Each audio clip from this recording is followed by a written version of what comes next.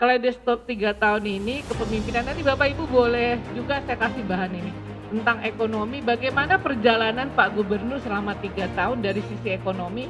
Saya nggak bisa kasih terlalu banyak ini di sini, mulai dari industri besar, kecil, menengah, dari sisi OPD-OPD yang berkaitan dengan ekonomi ada di sini semua.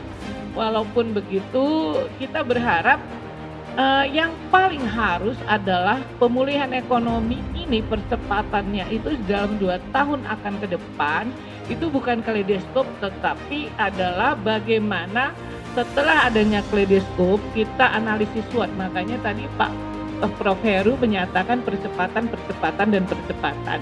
Itu adalah analisis SWOT dari sisi kesehatan, karena kata ini ya teman-teman dari, kebetulan saya ini Pak sukarelawan COVID non medis. Kata teman-teman, sehat itu menyebabkan ekonomi tangguh. Oleh karena itu, Ibu Bapak sekalian, kita tadi Pak Heri itu bagaimana seharusnya rencana ke depan apa yang harus dilakukan oleh Pak Gubernur.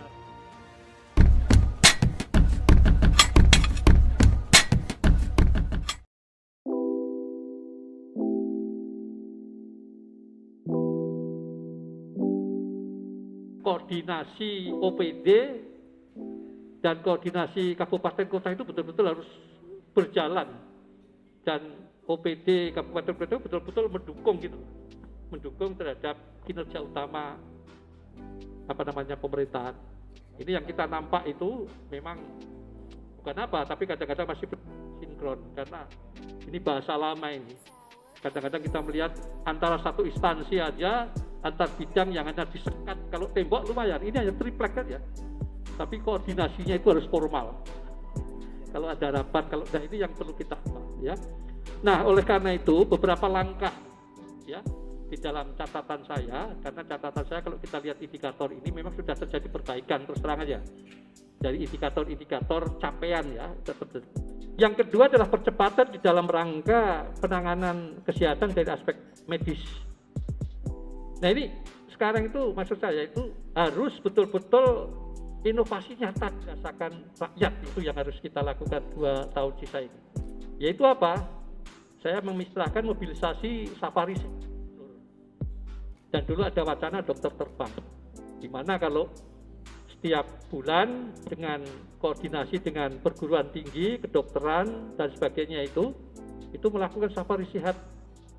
Kita itu kalau Sabtu dan Minggu kan tutup, rumah sakit tidak melayani. Nah, gimana kalau ini kita lakukan dengan safari sehat ini, Sabtu Minggu. Kita punya mobil keliling sekarang, kalau nggak salah ada kan mobil keliling yang sudah kita beli ini. Nah, ini betul-betul dimanfaatkan untuk apa? Untuk menjemput itu.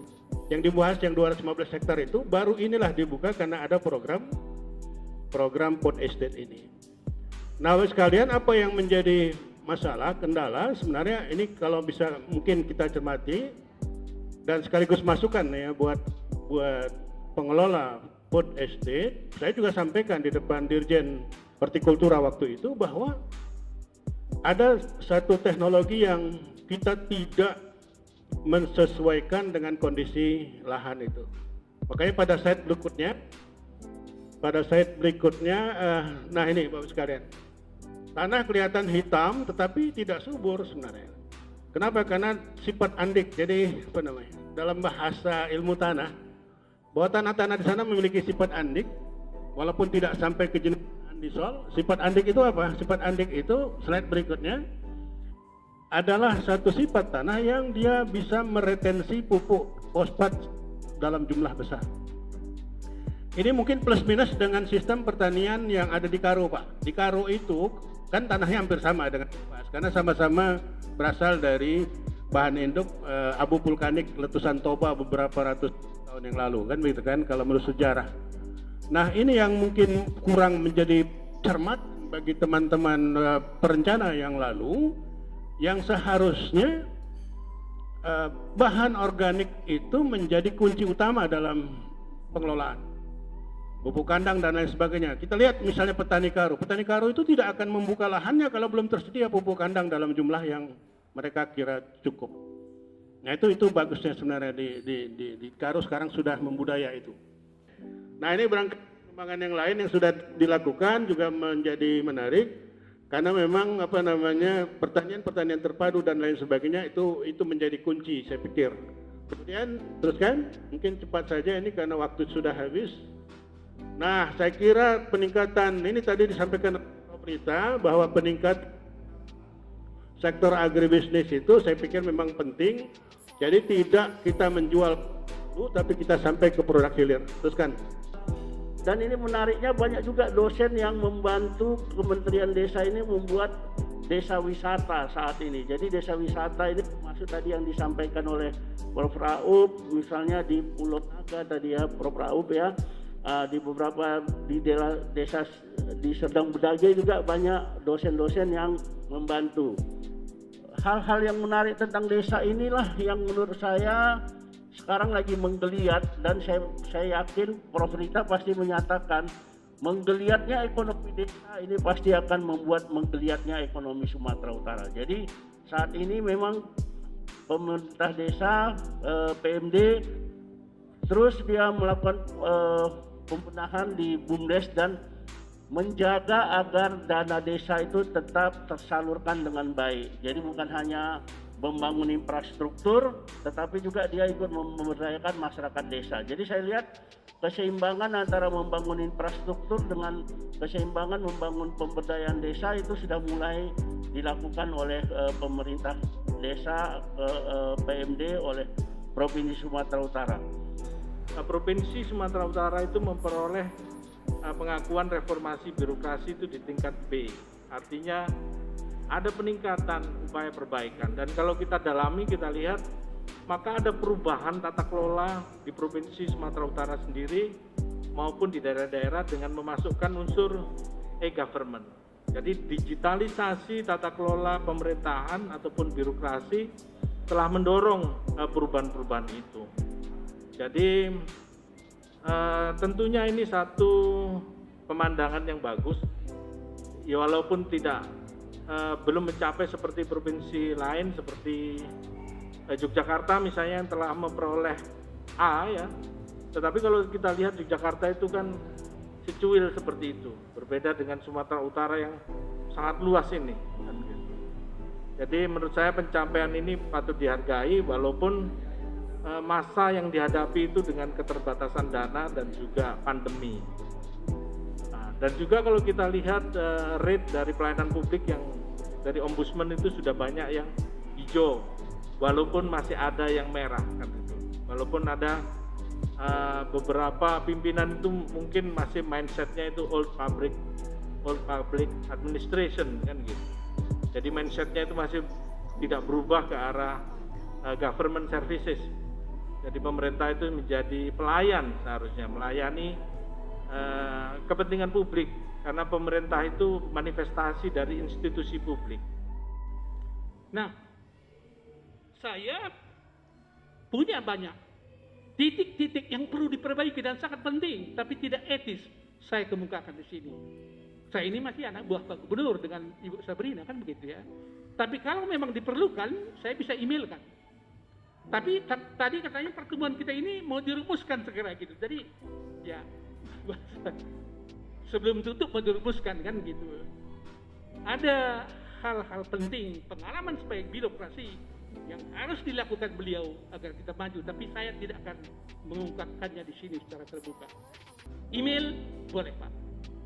Saya kira apa yang harus mau kita lakukan ke depan, maka jika berkenan, ya, mari kita mendorong Pemprov ya, untuk memprioritaskan 3 sektor ini: kesehatan, pendidikan, dan pendapatan. Seperti di kesehatan tadi, stunting masih cukup besar, baik di Kepulauan Nias dan juga di 4 kabupaten yang ada di pantai Tanjung Balai, ya, Batubara, Asahan, dan Serdang Bedage. Mungkin kepada ya Ibu Dr. Sabrina bisa memberikan pendapat ya, atau mungkin menambah.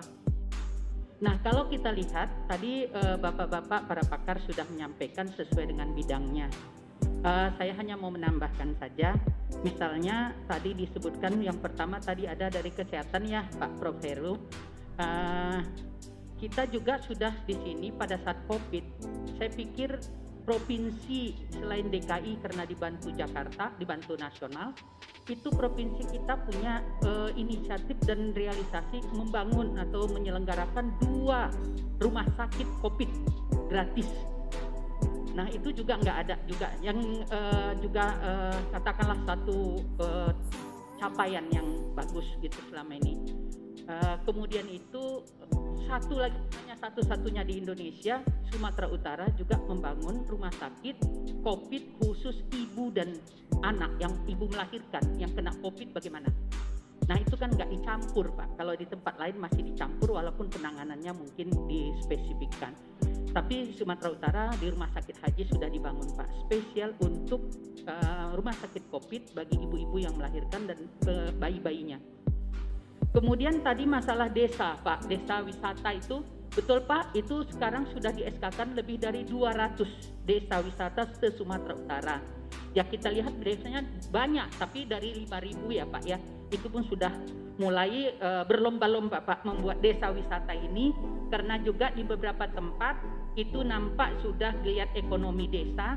Kemudian itu juga di masa COVID ini mungkin hal ini juga saling simbiosis mutualistis. Di sini perlu ekonomi dikembangkan, di sini orang perlu rekreasi untuk menambah imun di tempat yang terbuka dan sehat. Nah itu makanya desa wisata itu sekarang sudah lumayan banyak maju.